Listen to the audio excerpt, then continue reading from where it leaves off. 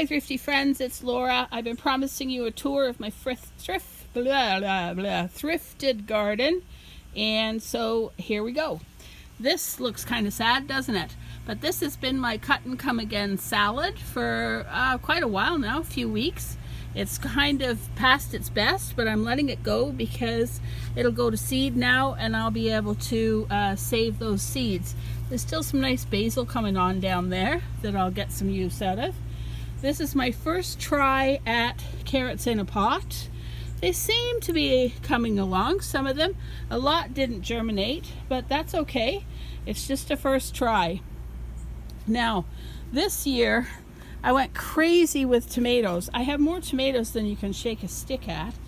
And when I seeded everything, I was so careful to put labels in, but I didn't put everything up high enough that Miss Haley couldn't get a hold of it. So all my tomatoes this year are going to be a wonderful surprise. You can see back here growing in with one of my tomatoes is a wild thing, a lamb's quarters, and I let that grow because actually it's very nice to eat. It's very spinach-like, it's very nutritious, and I like to snack on it while I'm playing around in my garden. I've got these two lovely old wash tubs that the neighbors passed on to me. They didn't want them. So with the promise of some of my garden produce, I gladly took them. I've got a cucumber growing here. You can see I got a few little ones coming on. And I actually ate my first cucumber off this plant last night. And it's growing just up on a trellis that's leaning against the hedge here. So in that one and in this one, I have tomatoes. This tomato plant is still quite young, and this one is already starting to form some fruit on it. So looking forward to probably 2 or 3 weeks yet, and we'll be harvesting. Oh, there's another nice brack of tomatoes back there. And there's a tiny little bit of dill. You never know when you have little people helping you garden. So here is just a nice, actually, Mandy, my sister, brought these for me. Johnny Jump Ups are one of my all-time favorite little flowers. They just, when they're in your garden, they'll just take over and go wild. I've had them at every house I've owned, I've lived in, and didn't bring any here with me, so Mandy brought me some, and I popped them in with this nice, whatever this is, I can't remember, that I got at the, I think the grocery store. Okay, and then some petunias. I like to do that red and white thing for Canada Day. Unfortunately, this Canada Day I didn't do anything. I've just kind of let it go by. So we've got a couple of pots that need repotted. This is just some wild flower stuff and some parsley. They need to be popped into other pots. This is a mint that I dug up down by the river when I go for my walks with Jake and the kids, with some kale there. I'm looking forward to making kale chips. This is one of my favorite thrifted items to grow something in. If you recognize it, it's the crisper drawer out of a vintage refrigerator. And I think it looks pretty with these little yellow million bells. And this is a creeping rosemary. Oh my gosh, it smells so good. It makes you want to eat turkey though, whenever you smell it. So I love the way it sort of hangs out of the container. It looks really pretty, and come later in the summer I'll take a bunch of it and dry it and have it in my spice cupboard. Yet another tomato, and I've got a little columbine here that I rescued from the edge of the driveway. They're amazingly tough little plants, and they flower early in the spring, so flowering is done. But I've got a real issue with a leaf miner here. So, but it doesn't seem to be bothering it too much, and there's some new growth coming on. Here's a little hosta, actually a bunch of hostas, and a Manitoba maple tree in the middle. These were all rescues from the front garden. We had to do some work there, and everything got dug up, so they're little, I call them the refugees from the front garden. A few more petunias. And we've got some hens and chicks here. They were rescued from the front garden.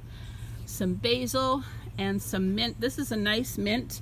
I just got it at the grocery store, and I enjoy it in my salads. I like to pick these and pop them into my salads. Now look at this. Let me back up. See that great big bin? That is potatoes. I picked that bin out of somebody's garbage. It was all busted up at the bottom, and I thought, well, it can't be more perfect for growing in because it'll just let the drainage go.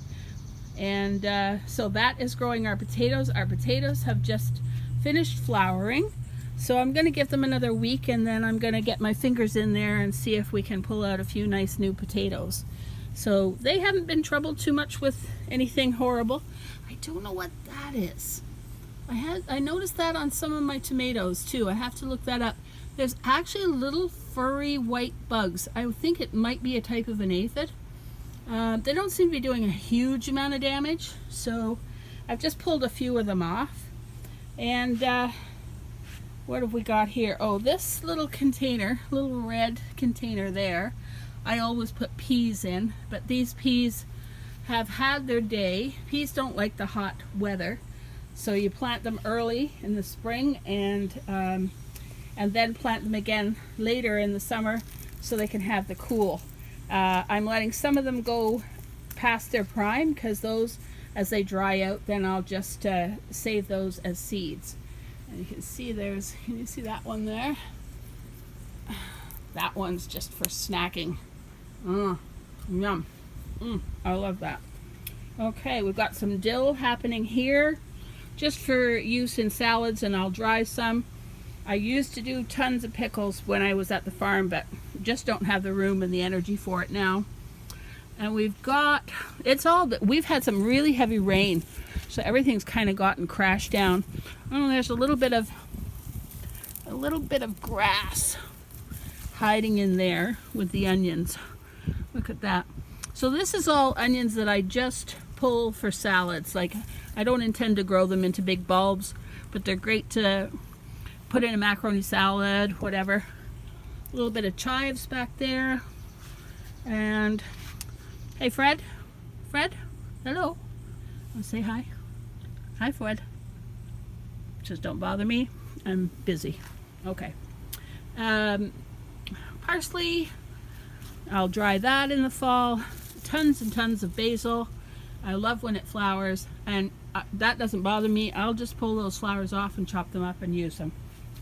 We've got another cut and come again salad mix here, but I'm going to let it go over as well because we've had such hot weather that it's gotten pretty bitter now. So we'll just let it. Oh, there's a pea. A random pea. You just never know what random things you're going to find here. So this is my watering system. I have the jugs, are cat litter jugs. They're fantastic. They're just perfect size. That catches a lot of water off of the roof when it rains, so I can fill them up there or just pop in the house to fill them up.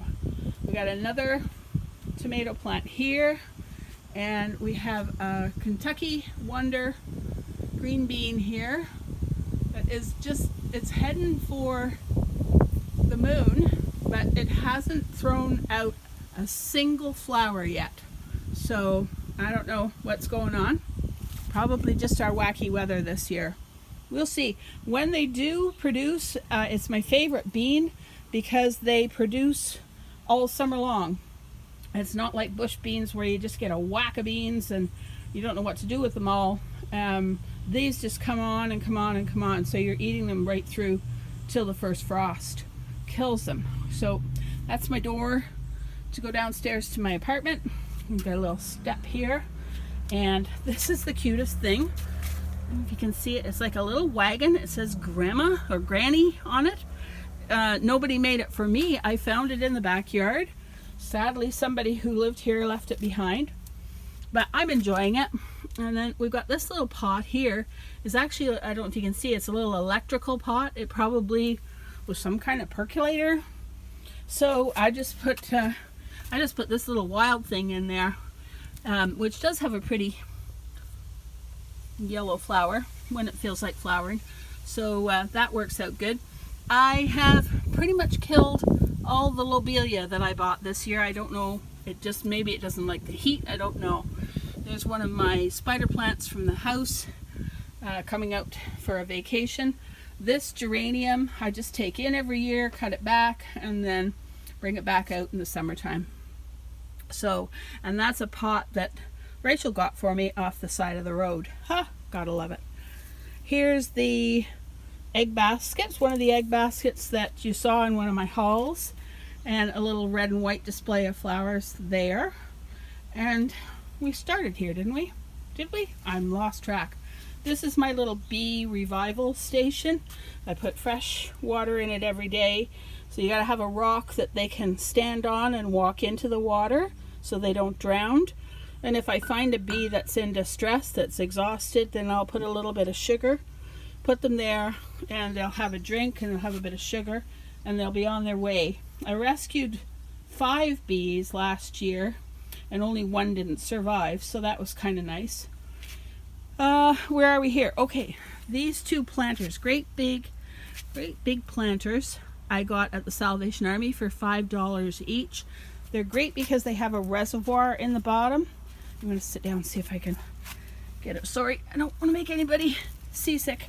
They have a reservoir in the bottom of them, so they won't, you know, if there's a lot of rain, they won't drown your plants, and you can grow quite a bit in there. This one's gotten a little bit crazy because these were on the package. It says bush beans, and they're not. They're climbing. They've decided to climb, so they're climbing up my tomato that I have in there. Do I have more than 1 tomato in there? No, just 1. Oh, I have a tomato, and I have oh, there's a cucumber. Look at this. You can see that. Have that for supper tonight on some cream cheese and toast. That'll be nice. With a little bit of dill on it. Supper's coming. Okay, so I better be quick. I'm running out of time. This is my zucchini in one of my maple sap buckets. It doesn't like it in there. It's not very happy. I have a lot of blossom end rot. I've been meaning to put some Tums in there. That calcium is what they need when you have blossom end rot. Potato in a soil bag seems to be really happy. It's grown in there and it's been very happy, but the proof will be in the pudding at the end of the year when we look and see if there's any potatoes. This is evening scented stalks. They flower very late in the year, but they smell amazing, and they'll even go through the first few frosts. I've had them flowering up until mid-December, so I might stretch them out somewhere later in the year. More tomatoes. The good Lord only knows what kind they are, and a bit more kale here, and I think we have done the garden. So there you go, guys. Oh, I have one more thing I want to show you. Trying not to make you seasick. There's no actual flat ground here, so please forgive me. This is one of my all-time favorite things. This has been in my garden forever and ever. I just have to pull this up because I keep it covered to keep it protected. I got this bench. I'll step back so you can see it.